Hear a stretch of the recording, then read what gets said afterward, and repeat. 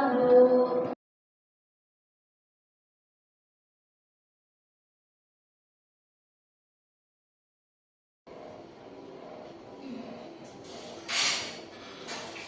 Untuk memulai pelajaran pada pagi hari ini, untuk ketua kelasnya dipimpin doa terlebih dahulu. Ada Anwar. Siap gerak. Berdoa mulai. Berdoa selesai. Baik anak-anak, Alhamdulillah pada pagi hari ini kita bisa bertemu kembali di mata pelajaran Bahasa Indonesia. Gimana kabarnya anak-anak? Baik, Bu. Nah, oke, baik. Kita masuk pertemuan ke berapa? Ayo. Pertemuan ketiga, Bu. Nah, di pertemuan kali ini Ibu akan menjelaskan tentang teks narasi. Coba, apa sih teks narasi itu? Ada yang bisa menjawab? Saya, Bu. Ya, ceritakan suatu peristiwa, Bu. ya, betul sekali. Coba, ada lagi yang bisa menjawab? Bu. Ya, Anbaro. Teks narasi itu menceritakan suatu peristiwa atau kejadian secara bentuk baik berupa imajinasi, fiksi, maupun fakta.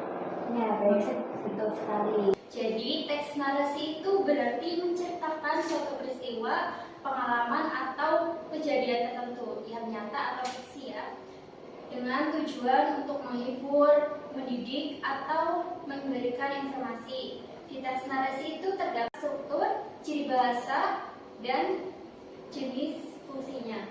Di sini Ibu akan memberikan PowerPoint tentang teks narasi. Nah, yang pertama adalah tujuan, ciri-ciri, unsur-unsur, dan struktur.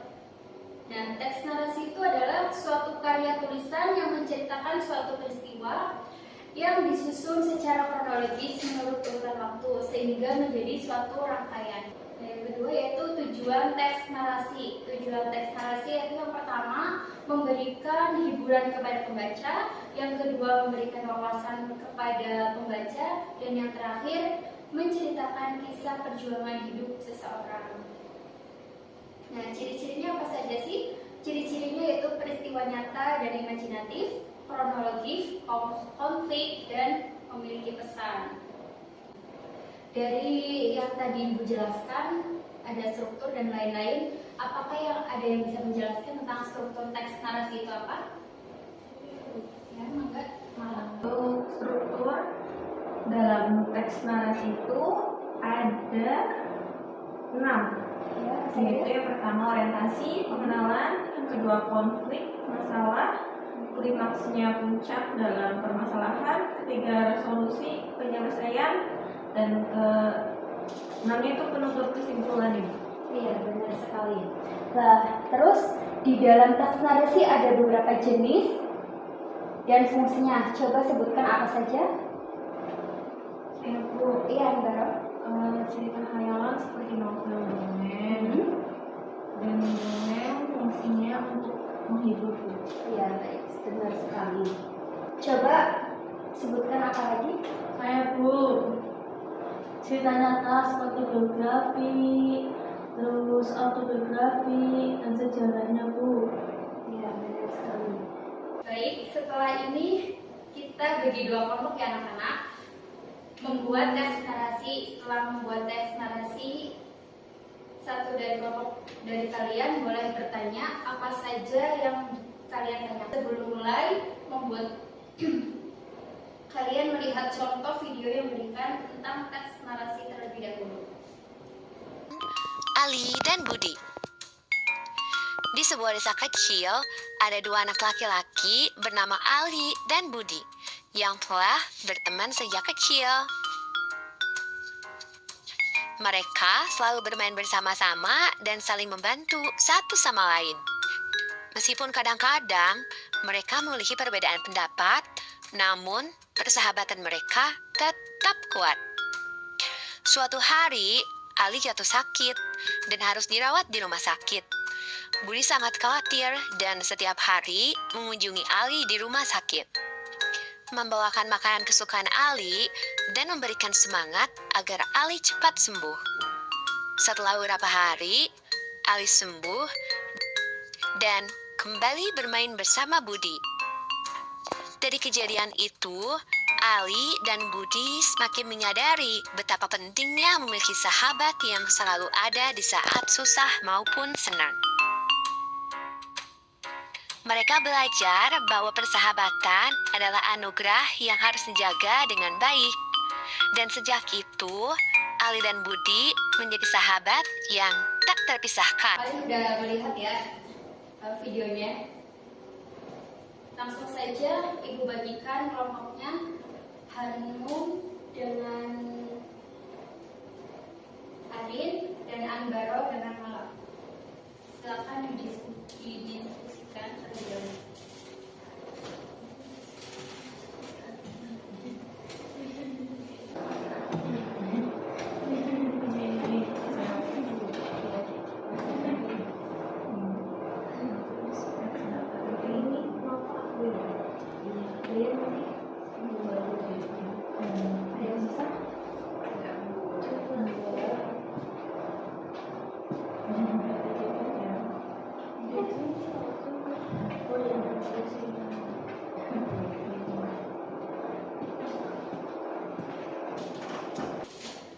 Apakah sudah selesai?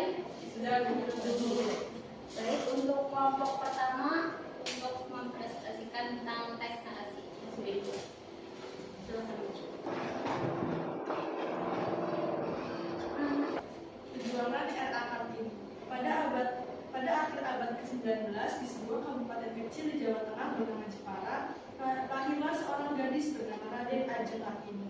Ia adalah anak seorang bupati yang hidup dalam lingkungan penyair. Terima kasih teman-teman.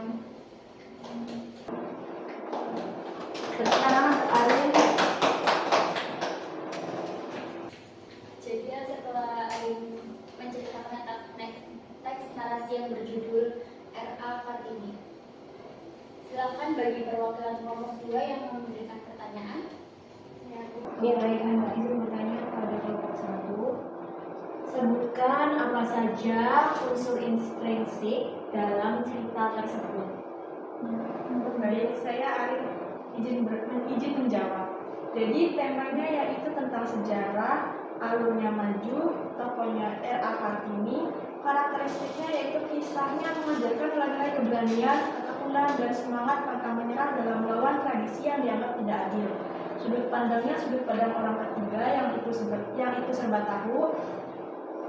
Seperti itu ya. Iya, Teh. Baik.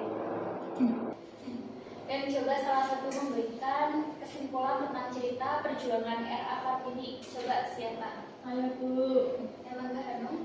Dari cerita perjuangan RA Kartini Bu, menggambarkan perjalanan hidup seseorang perempuan yang berusaha melawan ketidakadilan Bu, melalui pendidikan dan pemikiran Bu.